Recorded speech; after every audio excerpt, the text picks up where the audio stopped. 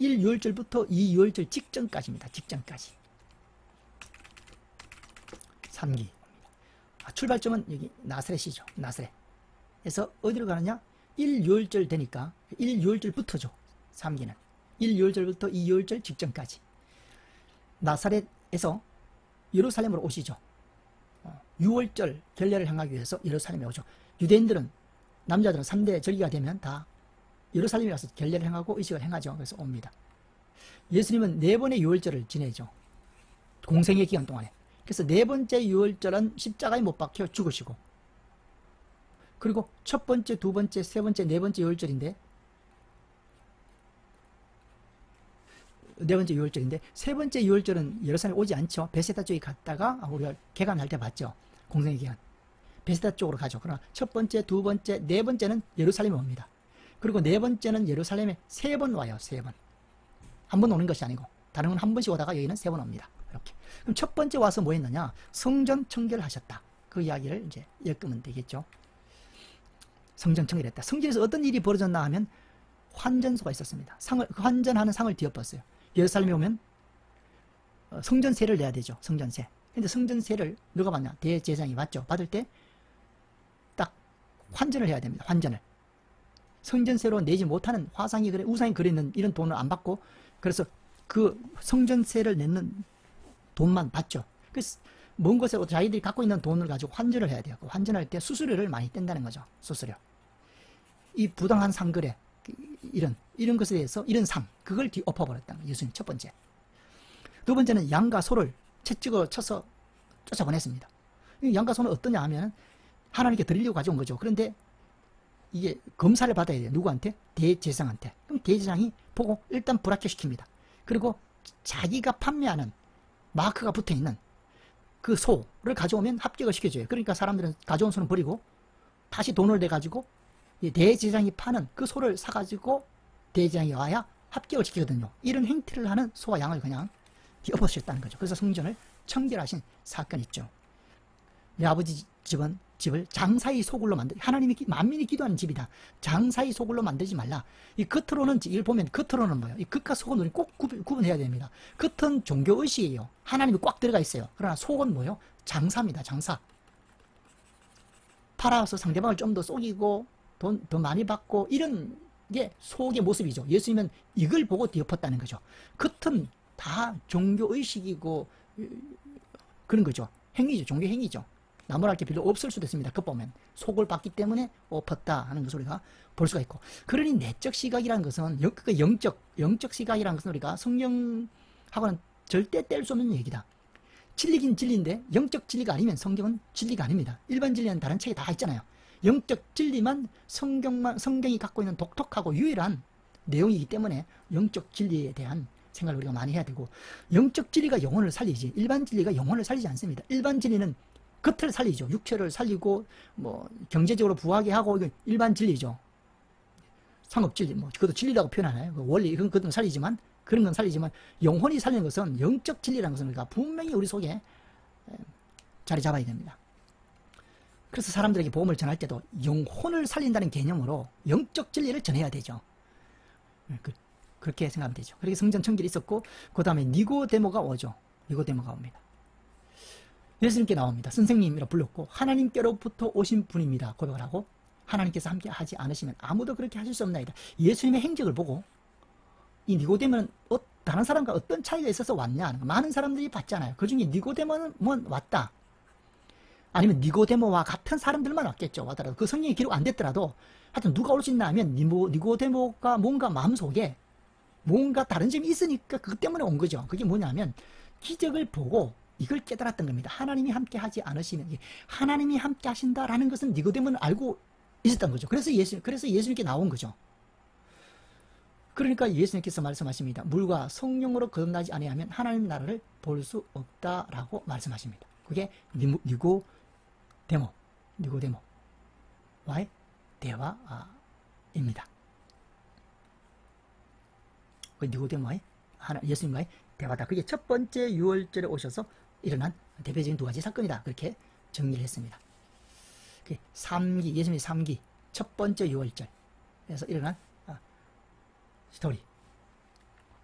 이게 질문이 있죠. 성경을 본문 한번 읽어보면 되죠. 거듭나야 하리라니까 어떻게 내가 모태에 들어가서 이렇게 좀 모태에 들어가서 거듭나니까 를 통해서 그 언어를 통해서 그 사람의 말을 통해서 그 사람의 내면이 드러나게 되죠.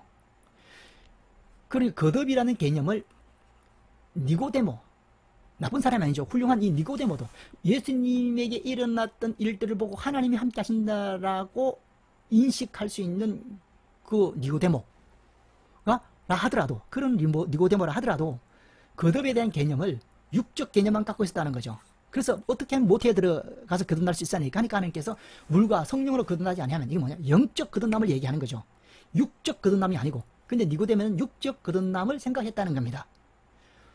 지금 세상에 싸운다는 건 그것까지 싸움입니다. 다른 것이 없죠.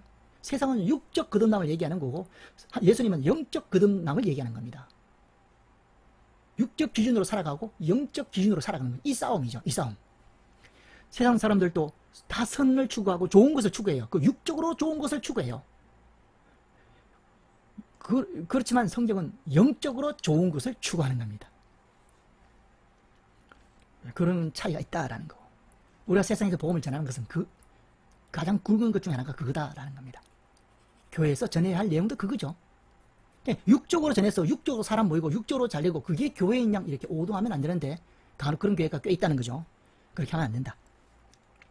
물론 그들이 영적으로 거듭나지 않고 영적 시각이 없기 때문에 육적인 것을 가지고 관계를 맺고 시작은 할 수 있죠. 그러나 결국에는 영적인 진리를 전하는 것으로 이끌어 가야 할 책임이 영적 지도자한테 반드시 있는데 그것을 하지 않으면 하나님 앞에 책망을 반드시 받는다라는 것을 명심해야 됩니다. 그래서 니고데모도 이렇게 했다. 예수님께 영적, 예수님의 얘기를 들어보면, 말씀을 들어보면 그 영적 관점이라는 걸 알 수가 있죠. 그 다음에 수가성에 들려서 사마리아 여인과 대화를 하죠. 이것도 마찬가지입니다. 대화를 먼저 얘기를 거시죠, 예수님께서. 그래서 사마리아 여인들이 거부를 하죠. 어떻게 유대인으로서 나한테 얘기를 겁니까? 자, 여기는 사마리아죠. 사마리아는 이방인을 취급했죠.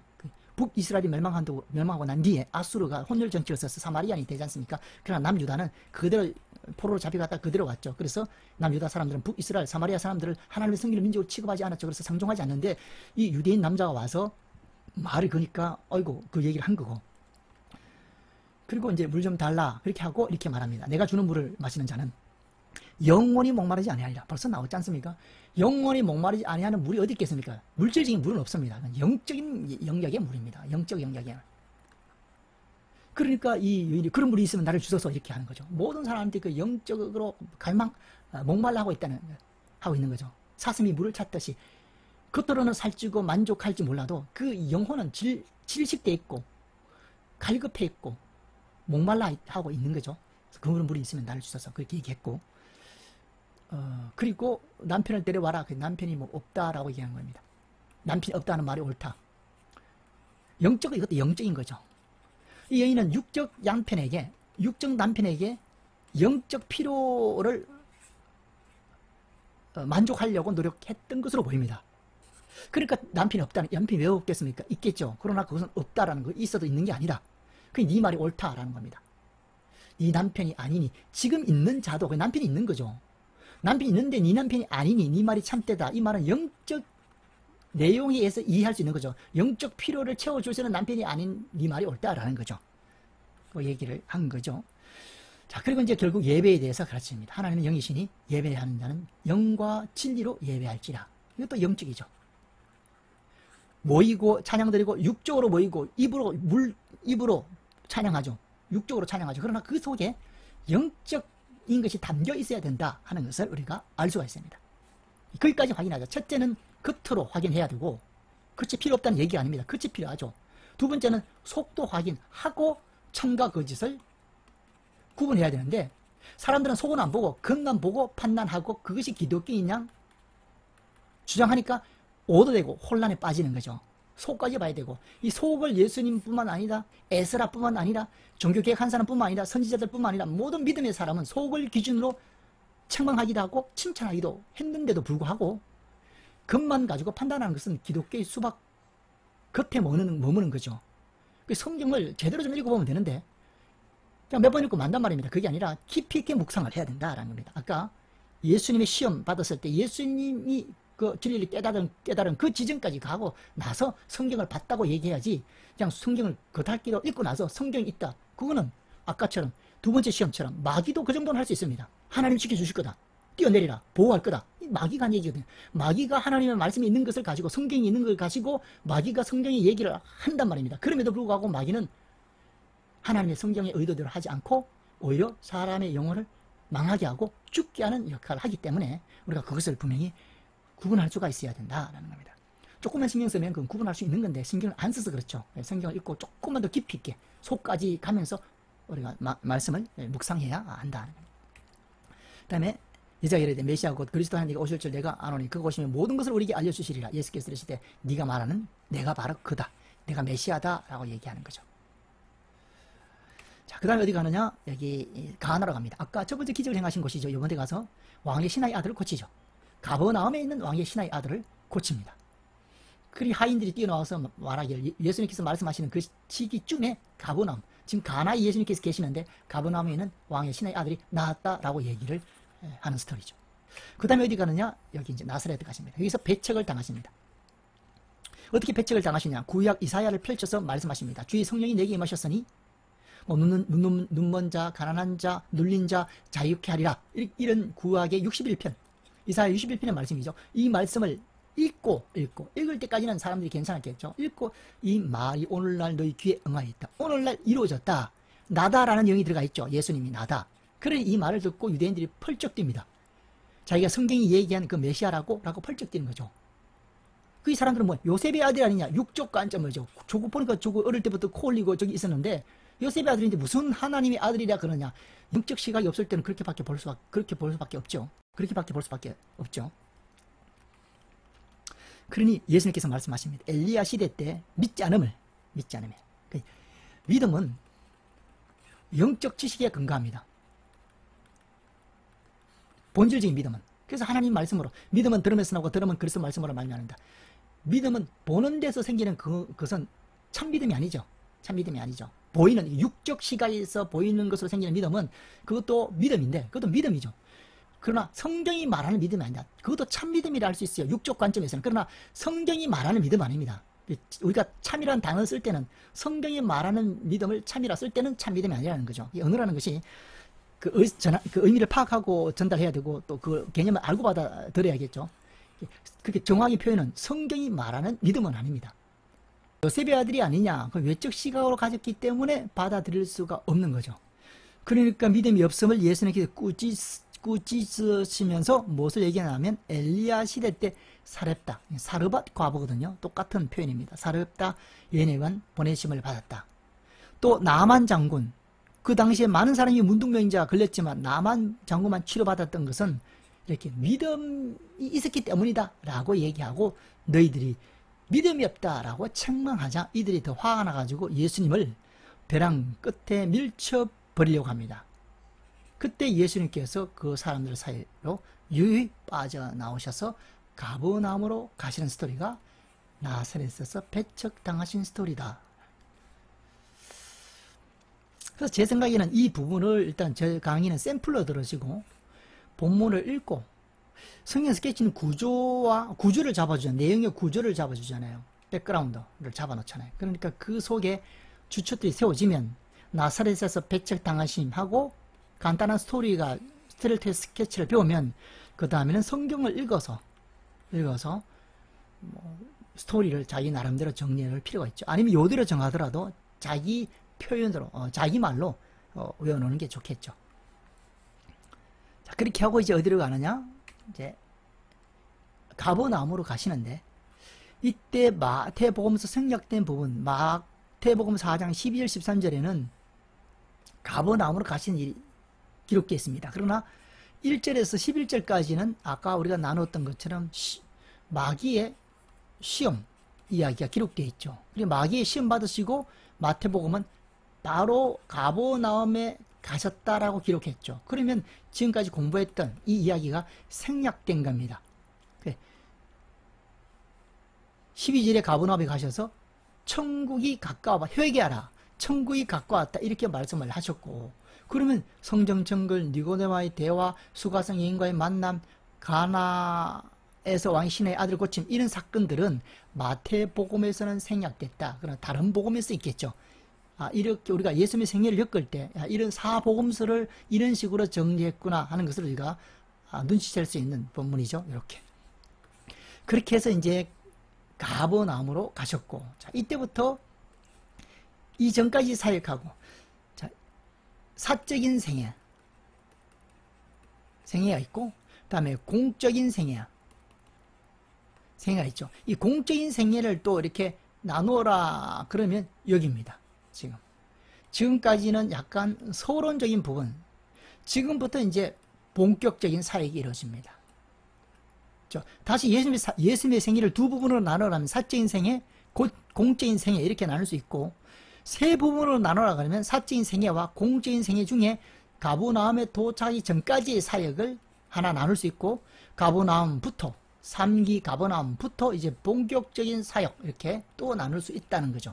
이때부터 본격적인 사역이 시작되고, 예수님의 본격적인 사역을 3대 사역으로 우리가 나눠보면 제자를 부르시고 가르치고 고치심, 이게 예수님의 3대 사역으로 우리가 규정 짓고 앞으로 공부해 나갑니다. 지금 이때부터 이제 본격적인 사역이다 이렇게 표현을 했죠. 그 전까지는 본격적이 아니다 이렇게 표현을 했지만, 그 본격적이라는 의미는 그전 사역을 평가절하해서 말씀드린 게 아니고, 단지 그 가버나움 이때부터 사역이 짧은 시간에 많이 일어났기 때문에 그 표현을 그냥 본격적이라고 썼을 뿐입니다. 그래서 이때부터 또 집중 사역이 시작된 거죠. 가버나움 지금부터. 그래서 예수님의 사역을 우리가 세 가지로 보죠. 첫째는 이제 제자 사역, 두 번째는 가르치심, 세 번째는 고치심. 이게 예수님의 3대 사역이다. 이렇게 정리를 내리고 스토리를 공부해 나갑니다. 우리가 예언서를 배울 때 예언서의 주제는 죄, 심판, 회개, 회복 이라는 네 가지 주제를 가지고 예언서를 살펴봤다면, 예수님의 사역도 크게 세 가지로, 제자 삼는 본문인가, 아니면 가르치시는 본문인가, 아니면 고치시는 그 내용인가, 이렇게 가닥을 우리가 잡고 본문 성경을 보면 정리가 좀 되겠죠. 그래서 예수님의 3대 사역 기억하시고, 그럼 이제 제자 사역 봅니다. 베드로를 부르시고 마태를 부르십니다. 이때의 부르심은 이제 전임 사역자, 배를 버리고 예수님을 따르게 되죠. 예수님의 제자의 부르심에 대한 이야기는 몇 가지가 있죠. 첫 번째, 우리가 5명의 제자를 불렀을 때, 그게 첫 번째였죠. 이때는 제자를 부르되 또 제자들이 예수님을 따르되, 이렇게 배를 버려도 직업을 버리고 전적으로 주님을 따르는 형태가 아닌 파트로, 주님이 오셔서 사역하실 때는 주님께 봉사하고, 또 주님이 떠나가시면 자기 직업으로 돌아가는 그런 스타일로 5명의 제자가 주님을 따랐다면, 제자가 됐다면, 지금 이 제자는 이제 배를 버려두고 직업을 버려두고 주님을 따르게 된 형태로 우리가 판단할 수가 있다. 그리고 또 세 번째는 12명의 제자를 확정하고, 그 다음 70명의 제자가 있고, 예수님께서 마지막 6월절 날 예루살렘으로 가시는 도중에 둘씩 짝지어서 70명의 제자를 베레아 지역으로 보내죠. 그래서 70명의 제자가 있고, 그 다음에 오순절 날 120명의 제자, 그래서 5명 제자, 전적 부르시는 제자 12명을 확정하는 그런 제자 이야기, 그 다음에 70명의 제자가 나오고, 그 다음에 120명의 제자가 성경에 기록되어 있다. 이렇게 정리하고, 베드로를 부르는 이야기는 이제 엮으면 되죠. 우리 스토리는 다 이미 알고 있겠죠. 그러나 다시 간단하게 정리하면, 베드로가 고기를 잡았지만 한 마리도 못 잡았죠. 밤새도록 잡았지만 한 마리도 못 잡습니다. 그때 새벽이 되어서 예수님께서 오셔서 깊은 곳에 가서 그물을 내리라 하니까 베드로가 내렸습니다. 그러니 그물이 찢어질 정도로 많이 잡힌 사건이죠. 이때 경험하고 나서 베드로가 예수님의 말씀에 순종해서 이런 기적을 체험하고 나서 이렇게 고백하죠. 주여, 나를 떠나소서. 나는 죄인으로소이다. 그러니 예수님께서 두려워하지 말라. 이제부터 너는 사람을 낚는 어부가 될 것이다. 그래서 이제 부르셨습니다. 그러니 배를 버리고 예수님을 따르게 된 스토리. 그래서 여기는 우리가 이렇게 베드로가 기적을 체험한 이유는 뭐냐? 순종이다. 이렇게 봤습니다. 순종. 하나님 말씀에 순종이다. 그렇기 때문에 기적을 체험했다라는 겁니다. 큰 믿음이라기보다는, 자, 베드로는 어떤 큰 믿음이 있어서 순종하되, 큰 믿음이 있어서 순종한 것이 있고, 그 큰 믿음 없이 그냥 순종한 케이스가 있는데, 그건 두 번째 케이스로 보인다는 거죠. 고기를 잡았으니까 못 잡았습니다. 예수님 말씀에 순종하는 것이 큰 어떤 희생이나 위협을 감수하는 명령이 아니었다는 것을 알 수가 있죠. 그물을 내려서 못 잡히면 그만이죠. 잡히면 감사하고 그 정도의 순종이었다. 목숨을 내어놓는 순종은 아니었다. 큰 믿음의 건강한 순종은 아닌 것으로 보여지고 그냥 말씀에 순종했기 때문이다. 그래서 기적의 힘의 원동력은 무엇으로 평가해야 되냐 하면 말씀이다. 이렇게 보면 되겠죠. 말씀. 이 말씀에 순종했기 때문에 기적이 나타난 케이스다. 어떤 케이스는 믿음으로 이렇게 나타난 케이스였지만 본문은 그 말씀에 순종함으로 하나님의 능력을 체험한 케이스다. 그리고 외적인 기적을 체험하고 베드로가 이렇게 고백한 것을 볼 때 하나님께서 기적을 행하시는 의도대로 이야기는 진행되었다 하는 것을 알 수가 있습니다. 외적인 기적을 통해서 하나님이 원하시는 것은 그 외적인 기적이 궁극적인 목적이 아니고 그 외적인 기적을 1차 목적으로 해서 결국에는 영적인 변화와 영적인 구원과 영적인 일의 어떤 진보나 진행들입니다. 그런데 베드로가 이런 기적을 체험하고 나서 주여 나를 떠나서 난 죄인으로서이다 고백한 것을 보면 베드로의 눈이 뜨였다. 영적인 눈이 뜨였다. 자기가 죄인임을 볼 수 있는 눈이 열렸다라는 거죠. 외적인 기적을 통해서 내용적인 눈이 열린 사건이다. 그렇게 볼 수가 있고 그에 대해서 예수님께서 두려워하지 말라. 언제나는 사람을 당은 업어야 될 것이다. 그래서 내가 죄인임을 깨닫고 고통 가운데서 그 해결할 수 없어서 주님께 나와서 그 죄의 문제를 해결받은 사람, 그 사람은 전도인의 자격이 있다. 이렇게 우리가 평가할 수 있습니다. 누가 전도할 수 있냐 하면 내 죄를 예수 그리스도 앞에 나와서 해결받은 사람이 전도자다. 이렇게 우리가 확인할 수가 있고 목회자는 누구냐? 우리가 요한복음 21장에 베드로 보고 예수님께서 말씀하시죠. 네가 나를 사랑하느냐? 3번 질문했고 3번 대답을 합니다. 그래서 주님을 사랑할 때 진정으로 주님을 사랑하는 사람이 목회자의 자격이 있다. 그렇게 성경 근거에서 확인해 봤습니다. 이렇게 해서 베드로를 부르시고 그 다음에는 마태를 부르시죠. 마태는 세리입니다. 그 당시에 창기, 세리는 죄인으로 그렇게 취급받는 사람들이었죠. 이 마태가 세관에 앉는 것을 보시고 예수님께서 나를 따르라 부르십니다. 비방하죠. 바리새인 율법사들이 이를 비방합니다. 아까 그런 배경 때문에 죄인이라는 것이 보편적인 사고였기 때문에 그 죄인을 부르고 함께하고 하니까 율법사나 바리새인들, 유대인들이 비방하죠. 이에 예수님께서 말씀하십니다. 나는 의인을 부르러 온 것이 아니고 죄인을 부르러 왔다. 그리고 건강한 자에는 의사가 필요 없지만 병든 자에게는 의사가 필요하다. 이렇게 말씀하셨습니다. 나는 의인을 부르러 온 것이 아니고 죄인을 부르러 왔다. 이 말씀을 마태를 부르시고 풀타임으로 마태를 부르고 있죠. 베드로나 마태를 풀타임으로 부르고 난 뒤에 예수님께서 이렇게 어떤 사건이나 기적이 있는 후에 뒤에 예수님께서 교훈을 주는 패턴이 예수님의 그 패턴이라고 말씀을 드렸죠. 그래서 이 이야기는 의인을 부르러 온 것이 아니고 죄인을 부르러 왔다. 이 말씀은 마태를 부르고 난 뒤에 주님께서 하신 교훈이구나라고 우리가 기억할 필요가 있죠. 그리고 또 깊이 보면 또 여러 가지 얘기할 수가 있겠죠. 의인을 부르는 것이 아니라 죄인을 부르러 왔다. 뭐 다른 사람은 그러면 예수님께 안 나온 사람은 의인이냐 그런 얘기가 아니고 자기가 죄인임을 아는 자, 아까 베드로처럼 주여 나를 떠나서서 나는 죄인으로서이다. 베드로가 세상적인 관점에 보면 죄인이 아니었을 가능성이 많죠. 그러나 영적인 눈이 뜨이니까 내가 죄인이라고 고백한 것처럼 그렇게 죄인이라고 영적인 눈이 뜨여서 내가 죄인이라고 고백하는 자, 그 죄인을 의미하겠죠. 죄인을 부르러 왔노라 이렇게 말합니다. 영적으로 우리가 다 병든 자입니다. 영적으로는. 육체가 아무리 건강하더라도 영적 관점에서 보면 병든 자다. 그런 자에게 예수님이 필요하고 예수님이 다가오신다 하는 말씀이죠. 그 다음에 가르치심. 회당이 들어가서 각 회당이 안식일에 각 회당이 들어가서 가르치십니다. 안식일의 가르치심에 예수님의 가르치심의 특징은 뭐냐? 놀랐다. 그 말씀에 권세가 있습니다. 그걸 우리가 얘기를 하면 길게 얘기할 수가 있고 또 많은 얘기를 나눠야 되겠죠. 성경에 그 예수님이 하신 말씀, 성경 말씀은 전체가 그렇죠. 가볍게 넘어갈 수가 없습니다. 우리가 자꾸 얘기하고 싶고 무게가 있는 말씀들이기 때문이죠. 성경은 무게가 있는 말씀입니다. 저희 가르침에 놀랐다. 유대인들, 예수님을 배척하는 자든지 예수님을 따르는 자든지 관계없이 주의 가르침에 대해서 놀라움을 느꼈다라는 거죠. 놀라움을. 가르침, 왜냐하면 권세가 있기 때문이다. 이 권세도 영적 권세입니다. 이게 왜 영적 권세냐 하면 세상적인 권세라 그러면 이들이 예수님을 비난하거나 십자가에 못 박을 수 없죠. 세상적인 권세가 있으면 그렇게 하지 못합니다. 그렇죠? 그러니까 이건 영적 권세입니다. 영적 권세. 말씀을 통해서 영적 권세가 드러나고 그리고 그 말씀만에 의해서 순종하고 나갈 때 참된 순종이다라는 거죠. 그렇기 때문에 우리도 가르침 속에는 이 영적 권세가 있어야 된다라는 겁니다. 솔로몬의 지혜처럼 솔로몬이 가르치고 솔로몬이 판결하고 그러니까 사람들이 왕을 두려워했을 때는 그 영적 권세에 의해서 두려워했다.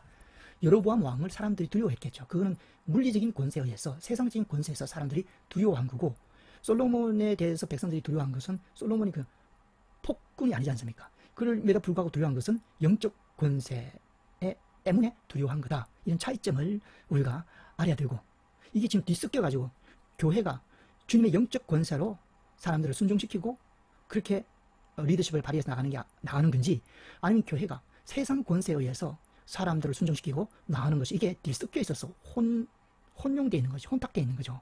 그것을 날카롭게 구분하고 분별할 필요가 있고, 우리 사역이나 교회는 나중에 하나님의 심판 때 설 때는 그런 것들에 의해서 좌우된다 하는 것을 우리는 분명히 알아야 되겠죠.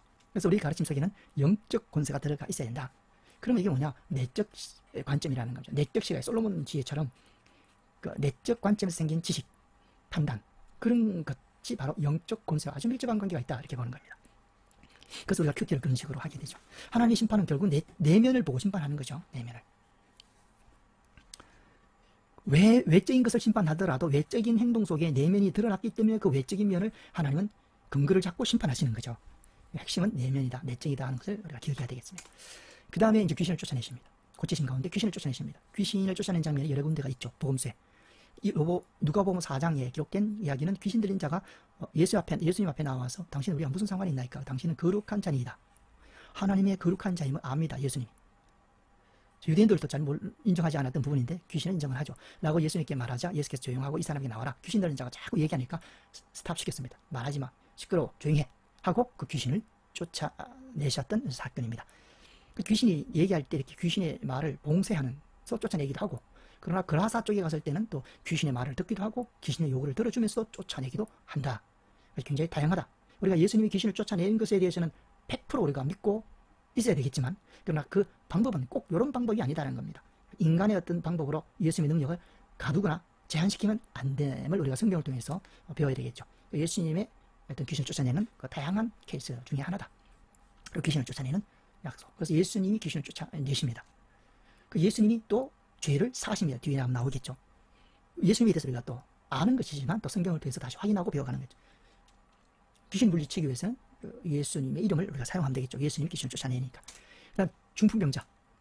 그럼 친구들이 자기 친구 중 한 명이 중풍병자에 걸렸을 때 그 중풍병자를 어깨에 메고 예수님 앞에 나왔는데, 예수님 앞에 사람들이 인산인해로 많으니까 들어가지 못하고 지붕을 뚫고 내려옵니다. 근데 그 장면을 보시고 예수님께서 죄사함을 하시고 그 다음에 병을 고쳐주시는데, 누구의 믿음을 보고 있냐면 친구들의 믿음을 보시고 옵니다. 이렇게 오는구나. 예수님의 사역 기적에, 예수님이 기적을 일으키는 그 현장에 반드시 들어가 있는 요소는 믿음이다 하는 거고, 첫째는 믿음이라는 거죠. 그러나 두 번째는 그 믿음이 본인일 수도 있고 또 친구들일 수도 있다는 거. 그리고 또 병을 치료하는 사람의 믿음일 수도 있죠. 하여튼 누구의 믿음이든지 주님이 역사할 수 있는 믿음이 있어야 치료가 가능하다라는 것도 우리가 파악할 수가 있습니다. 그리고 그렇게 제사함을 받았느니라 하니까 또 율법사와 바리새인들이 얘기하죠. 하나님 위에 누가 죄를 용서할 수 있단 말인가. 이것도 속으로 생각했죠. 예수님께 생각을 아시고 예수님 내적 시각을 가졌다는 것도 알 수 있고, 이렇게 누가 죄를 용서할 수 있단 말인가. 하나님 외에. 예수님은 하나님이시죠. 그러니까 예수님이 이렇게 말합니다. 인자가 땅에서 죄를 사하는 권세가 있는 줄을 알리하리라. 예수님 앞에 나가서 우리가 죄 용서를 받는 거죠. 왜냐? 예수님은 죄를 사하는 권세가 있는 분이기 때문이죠. 그 죄도 사하시고 다음에 질병도 고치셨다. 그래서 내 침상을 들고 가라 해서 중풍병자가 침상을 들고 하나님께 영광을 돌리고 집으로 가게 됩니다. 예수님으로부터 치료받아도 하나님께 영광을 돌리죠. 왜냐? 그게 그거니까. 예수님을 통해서 느끼고 만난 분이 하나님이니까 하나님께 영광을 돌리는 이야기. 중풍병자를 고치시는 이야기. 그 다음 베드로의 장모 10병 고칩니다.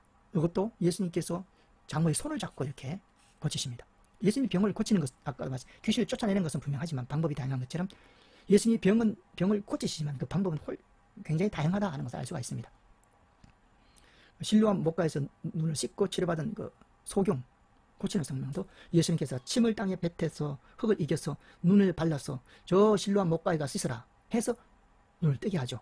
예수님은 눈을 이렇게 해도 고칠 수가 있는데 다양한 방법으로 고치셨다는 것을 알 수 있고, 여기 베드로의 장모 10병도 그냥 손을 잡고 말하지 않으시고 손을 잡고 일으켜 세우심으로 그냥 고쳐지는 예수님 치료의 방법, 다양한 방법 중에 하나의 모습을 읽어볼 수가 있습니다. 그 다음에 문둥병자. 주님이 원하시면 내가 깨끗하게 되리라. 그러므로 우리 문둥병자의 문둥병자에 대해서 우리가 알 수 있는 내용은 이 문둥병자는 예수님은 병을 고치실 수 있는 분이다라는 것을 분명하게 믿고 주 앞에 나온 상태라는 걸 알 수 있고, 단지 본인이 못 믿는 것은 이 예수님이 나의 병도 고쳐주기를 원하시는 분인가에 대해서는 아직 의심을 하고 있는 거죠. 그래서 주님이 원하시면 고칠 수 있다 하니까 주님이 내가 원한다, 주님의 분명한 말씀을 듣게 되고 그 다음에 치료받게 된 사건이다. 그래서 가버나움에서 이렇게 집중 사역을 하셨다. 가버나움 이때부터 더 집중, 더 많은 사역을 하시게 됐죠. 세 가지 사역은 아까 말씀 나눈 것처럼 제자 삼는 사역, 가르치는 사역, 고치는 사역, 세 가지를 우리가 기억하면서 복음서를 읽을 때 요거는 가르치는 사역에 해당되는구나. 유대인들, 바리새인들하고 논쟁할 때 다 가르침이죠. 고치시는 장면 많죠. 다음 제자를 부르시고 저희들이 교훈하시는 그런 사역, 이 세 가지 사역을 기준점으로 복음서를 보면 좀 더 쉽게 우리가 성경을 기억하고 정리할 수 있는 툴이 된다, 이렇게 여겨집니다. 간단해. 정리는 넘어가고 테스트도 넘어갑니다. 자, 그리고 이제 사기입니다. 사기는 예수님의